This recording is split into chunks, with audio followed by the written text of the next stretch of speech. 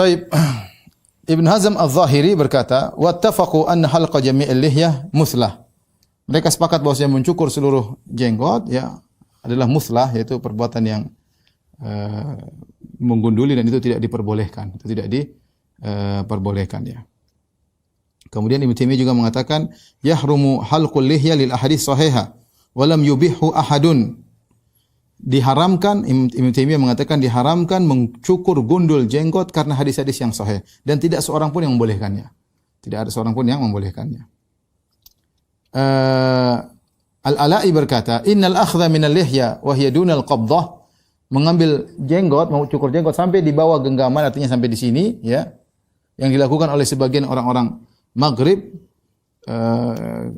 lam yubihu ahadun, tidak dibolehkan oleh seorang pun. Ya, dia mengatakan juga haram, di bawah sini haram. Wa akhdhu kulliha fi'lu yahud wal hunud wal majusil a'ajim, dan mencukur seluruh jenggot adalah perbuatan orang Yahudi, perbuatan orang-orang India dan perbuatan orang Majusi. Abu Hasan Al-Qattan Al-Maliki, beliau juga berkata, wattafaqu, para ulama sepakat, anna halqa jami'il lihyah muthlatun la tajuz. Mencukur gundul jenggot seluruhnya adalah perbuatan muthlah dan itu hukumnya adalah tidak diperbolehkan. Jadi ijma ulama ya bahwasanya cukur gundul tidak diperbolehkan. Adapun cukur di bawah qabdah, maka ini yang rajih tidak boleh. Adapun kalau melihara lebih daripada qabdah, maksudnya lebih panjang daripada ini, apakah kita boleh cukur sampai sini? Maka ini khilaf, sebenarnya mengatakan tetap wajib dibiarkan, sebenarnya mengatakan tidak mengapa dicukur, karena sebagian sahabat seperti Ibnu Umar ketika beliau umrah maka beliau mencukur jenggot yang lebih daripada genggaman, beliau potong ya. Sehingga ada khilaf di kalangan para ulama. Tetapi kalau kita kembali kepada perkataan para ulama Syafi'iyah ya, saya nukilkan banyak di sini ya. Nanti antum bisa baca sendiri bagaimana mereka sepakat bahwasanya memanjangkan jenggot hukumnya sunnah, memanjangkan jenggot hukumnya sunnah. Ya. Bahkan sebagian ulama memahami Imam Syafi'i mengatakan haram jenggot dicukur gundul ya. Sebagaimana dikatakan oleh Imam Syafi'i dalam kitabnya Al-Um ya. Beliau berkata, "Wal hilaq laisa bijinayah, li'anna fihi nusukan fil ra'si wa laisa fihi katsiru alam, wa huwa wa in kana fil lihya la yajuz, falaysa fihi katsiru alam wa la dhahabu sya'rin." Kata beliau, adapun mencukur gundul rambut bukanlah suatu kejahatan. Karena ada ibadah di situ, misalnya ibadah nusuk yang mengundul di kepala seperti kalau kita umrah atau haji. Walaysa fi katsiru alam, dan mencukur gundul tidak begitu sakit ya. Memang pakai pisau atau cukur ya tidak sakit, maka ini tidak dikatakan perbuatan kriminal atau perbuatan jahat, tidak. Wa huwa, mencukur gundul, wa in kana fil lihya la yajuz, meskipun mencukur gundul jenggot tidak boleh, falaysa fi katsiru alam. Ya, meskipun tidak boleh tetapi tidaklah mendatangkan banyak rasa sakit ketika dikatakan proses menggundung, wala dhahabu sya'r, dan rambut tersebut ya kalaupun dicukur dia akan kembali lagi ya. Ini berkata Imam Syafi'i dalam kitab Al-Um. Di sini beliau berkata wa in kana fil lihya la yajuz, meskipun gundul pada jenggot tidak diperbolehkan ya. Jadi seakan-akan suatu perkara yang ma'ruf, cukur gundul jenggot itu tidak diperbolehkan, dan ini yang dipahami oleh sebagian ulama Syafi'iyah ya. Seperti Ibnu Rif'ah mengatakan bahwasanya Asy-Syafi'i nassa fil ummi ala tahrim. Al-Imam Syafi'i menaskan dalam kitab Al-Um tentang haramnya mencukur gundul jenggot ya.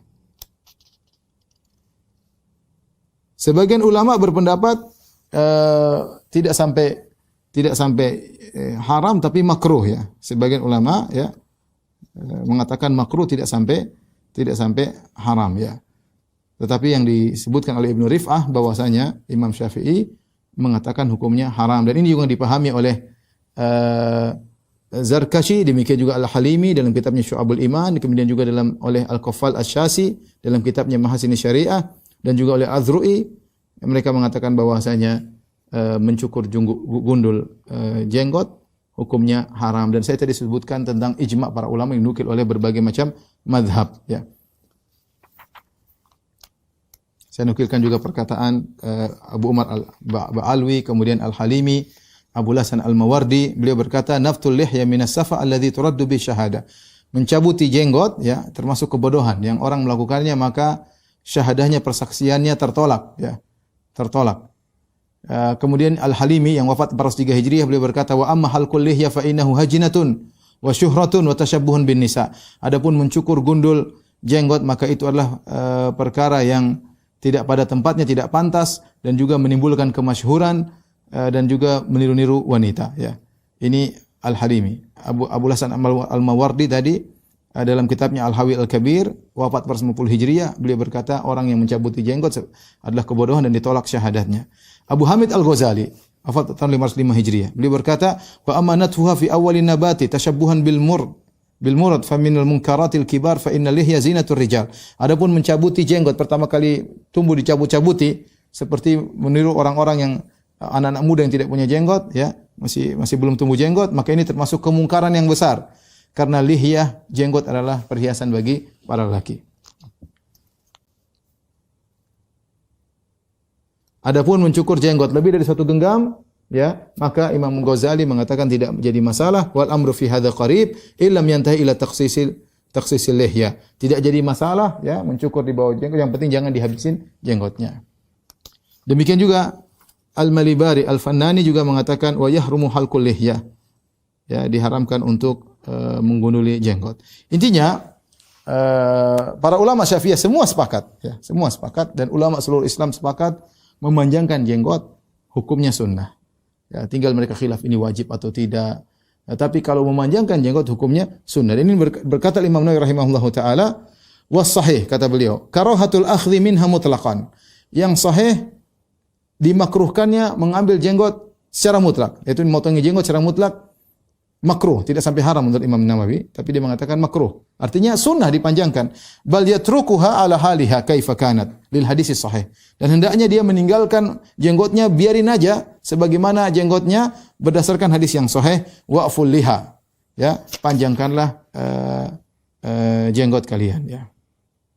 Ini dikatakan Imam Nawawi. Demikian juga Imam Nawawi berkata dalam konteks yang lain, tadi dalam kitab Al-Majmu', dalam kitab Al-Minhaj Syarah Sahih Muslim, beliau berkata wal mukhtar tarkul lihya ala haliha wa alla yuta'arradha laha bi taqsiri syai'in aslan. Yang jadi pendapat pilihan terpilih adalah membiarkan jenggot begitu saja dan tidak dicukur sedikit pun sama sekali. Ini pendapat Imam Nawawi, itu sunnah, ya, beliau berpendapat sunnah, ya. Abu Syamah, gurunya Imam Nawawi rahimahullah taala, berkata, waqad hadatsa qaumun yahlikuna lihahum, ya, wa huwa ashaddu mimma nuqila anil majuz annahum kanu yaqussunaha. Telah muncul perbuatan sebagian kaum Abu Syamah pada abad ke-6 atau abad ke-7, ya. Dia mengatakan sungguh telah muncul sebagian kaum yang mereka mencukur gundul jenggot-jenggot mereka, dan ini lebih parah daripada yang dinukilkan dari orang Majusi, bahwasanya mereka hanya mencukur pendek, ya. Kemudian Syekh Albani rahimahullah menjelaskan bahwasanya seluruh sahabat semua memanjangkan jenggot mereka. Tidak diriwayatkan satu orang sahabat pun yang pernah mencukur gundul jenggot mereka meskipun sekali. Enggak ada. Enggak ada seorang sahabat pun pernah diriwayatkan mencukur gundul jenggot mereka meskipun sekali. Bahkan Abu Hamid Al-Ghazali menyebutkan tentang bagaimana keinginan sebagian salaf, sebagian ulama, mereka berharap bisa punya jenggot. Syuraih Al-Qadhi berkata, Syuraih Al-Qadhi ini sepertinya jenggotnya sedikit, ya, dia berkata, waditu anna lillah lahyatan walau bi asyrati alaf. Aku berharap-harap, aku sangat berharap, berkeinginan punya jenggot yang lebat meskipun aku harus bayar 10.000 dirham. Meskipun aku harus bayar 10.000 dirham. Ini menunjukkan bagaimana Syuraih Al-Qadhi, ulama besar, dia ingin punya jenggot. Kemudian juga sahabat Al-Ahnaf bin Qais, para sahabat teman-temannya Al-Ahnaf bin Qais, mereka berkata wadidna an nashtariya lil Ahnaf lihyatan walau bi 20,000. Ini Ahnaf bin Qais ini seorang yang hebat. Tapi menurut mereka dia punya kekurangan apa? Tidak punya jenggot. Sampai mereka berkata, kami berangan-angan untuk membelikan jenggot buat dia meskipun harus bayar 20.000 dirham, ya. 20.000 dirham. Ya, ini bagaimana perhatian para salaf tentang jenggot mereka.